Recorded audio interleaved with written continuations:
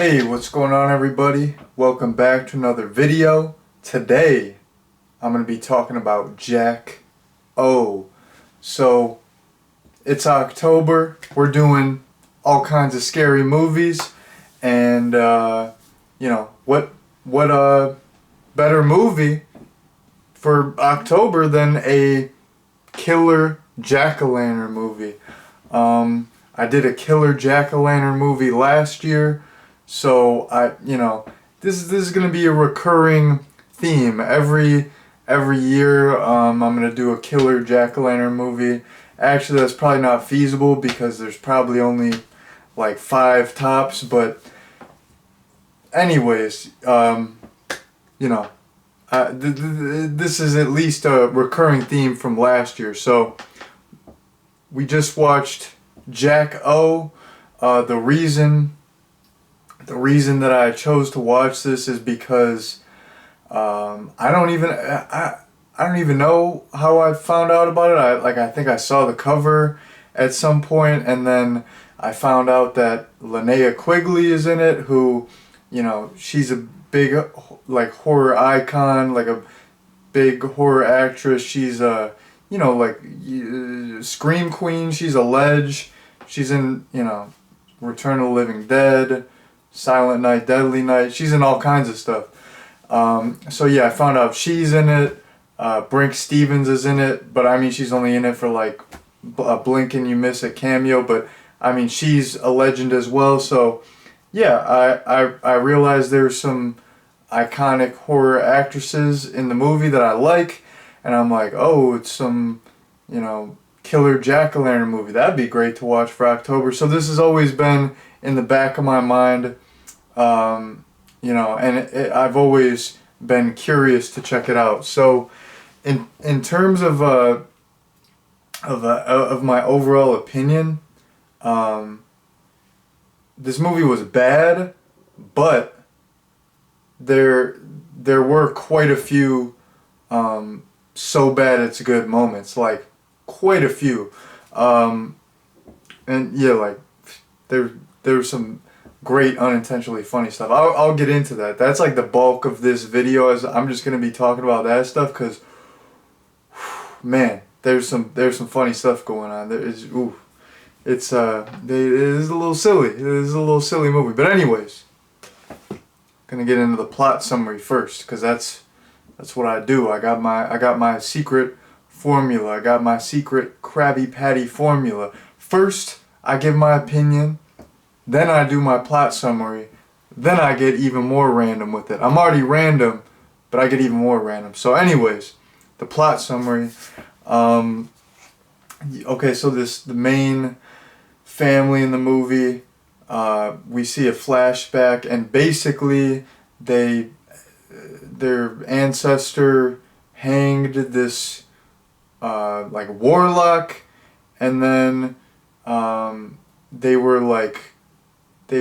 because of that there was this killer scarecrow jack-o'-lantern monster was like raised, like created in order to get revenge on the Kellys, but during that time their ancestor buried this killer jack-o'-lantern scarecrow, which is Jack O, and then he was just laying dormant for all these years, but then these kids there's these kids sipping some drinks, partying. They accidentally resurrect Jack O, and Jack O comes back to get revenge on the Kellys once again and kill anyone who gets in his way. So that is the basic plot summary. Now I'm getting into pretty much all the so bad it's good type stuff. So a lot of the so bad it's good type stuff kind of centered around the kills. The kills in this were absolutely hilarious. Like, none of them were good. like from a traditional, like from a technical aspect, it's not like, wow, like that's like a spectacle. That looks cool. That's really well done. Great practical effects. They all looked really bad for the most part, but they were like, some of them were just so funny. Like there's this girl early on.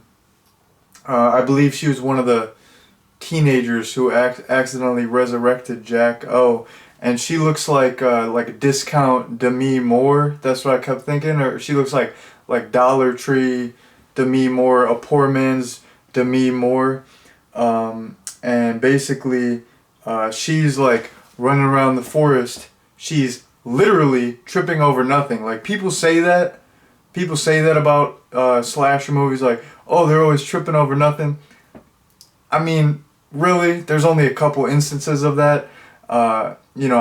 People over exaggerate how much people just trip over nothing. But this girl, discount Demi Moore, she's really tripping over nothing. She's running around in the woods, just tripping, constantly tripping, and then she like runs right into she runs like right in front of Jack O, and instead of just like doing like a quick little pivot, like a little shimmy shuffle pivot, she just like stops dead in her tracks, and she gets down on her knees to make it easier for the killer, and she just like lays down and she's like, well, I guess I'm dead. I guess I'm dying now. It's over for me.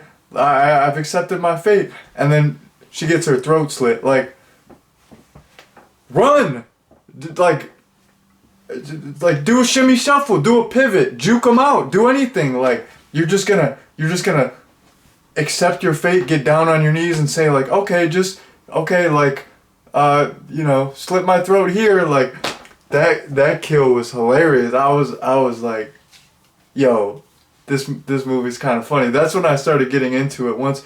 Well, I was into it a little bit in the beginning because some of the dialogue in this is nuts. Like all the, not all, but like, yeah, like most of the actors and actresses, their delivery is like way off. Their reactions are way off. Like their timing, like they'll like deliver a line like delayed, or they'll just have like way more energy than they need to. Like their reactions are fantastic. So yeah, I was kind of into it even before the kills, just because the dialogue was so wacky. But anyways, there's another funny kill. There's this like biker guy, and he's supposed to be like the tough guy biker. There's this one instance that's funny. So his girlfriend, he's like smoking a cig, and she's like, let me hit that, and he's like no, like absolutely not, like buy your own, like, I'm not here to give you handouts. And instead of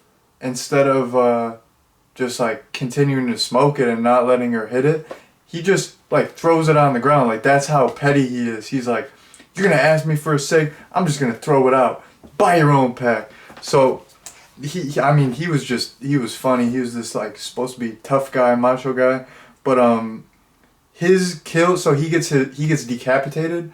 And okay, if you all watch the channel, all I do is watch, B movies. I do watch normal movies sometimes, but I watch a lot of like low budget B movies. So, this is my first rodeo. I've seen some fake looking fake heads in my day. You're talking to a pro, you know what I mean? Like, I've been around the block. I've seen a couple fake heads in my day. But I'm telling you what, when this tough guy, biker guy gets decapitated, his head is the fakest head I've ever seen in my movie watching career. And I've seen like 3 trillion low budget B horror movies. So that was mad funny as well. Fakest head. This like, it looked like a little plastic head you get at Walmart. Like, that junk was funny. Best kill in the movie.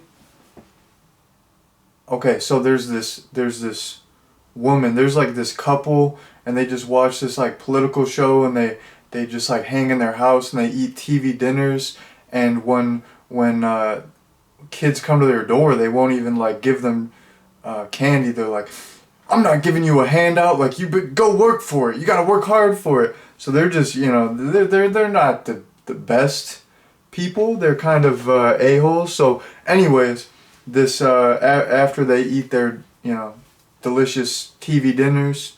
Actually, I'm not hating because TV dinners do slap sometimes, but you gotta be in the mood for them. But anyways, after they eat their TV dinners, the husband goes outside, and the woman is fixing him some like buttered toast, and she's cutting it up, and she was like complaining like a little bit earlier about like their rug is all bunched up. So she's not even killed by Jack O. She just like slips on this rug and she sticks a fork in the toaster, and she's electrocuted, and it's like the fakest CGI lightning. That was my favorite kill in the movie. I actually laughed out loud. Like, I laughed out loud at that. Like, I was like, no way, she's got killed by sticking a fork in the toaster, and all she just like slipped, and like I'm like, this is awesome, and there's like CGI lightning. It was fantastic. Best, like, that's perfection. That was the best kill in the movie. That was, I mean, you just slip on a rug and stick a fork in a toaster, accompanied by CGI lightning. That's what I'm talking about. That's what I'm here for. Like, that's why I watch movies, to see that. So yeah, that was good, and yeah, I mean, I pretty much touched on all like that. Like, that was like the bulk of the so bad it's good type stuff. Also, like, when people would get their throat slit, it would just be like they didn't really do that much makeup. It would just be like some fake blood on their neck.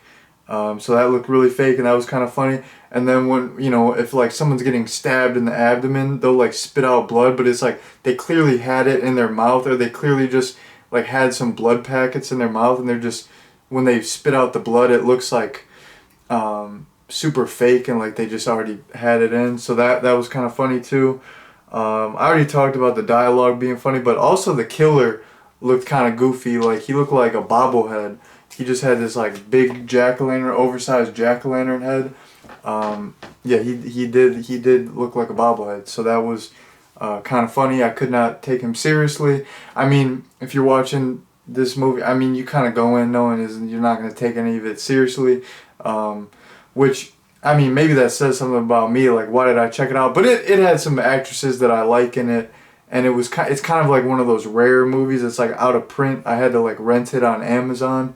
I only paid $1.99, like $1.99 for it. I'm not crazy. Like, this is going for like $20-$30 on eBay. Like, man, I'm not a sucker. I'm not gonna pay $20-$30 for this. Like, I paid $1.99.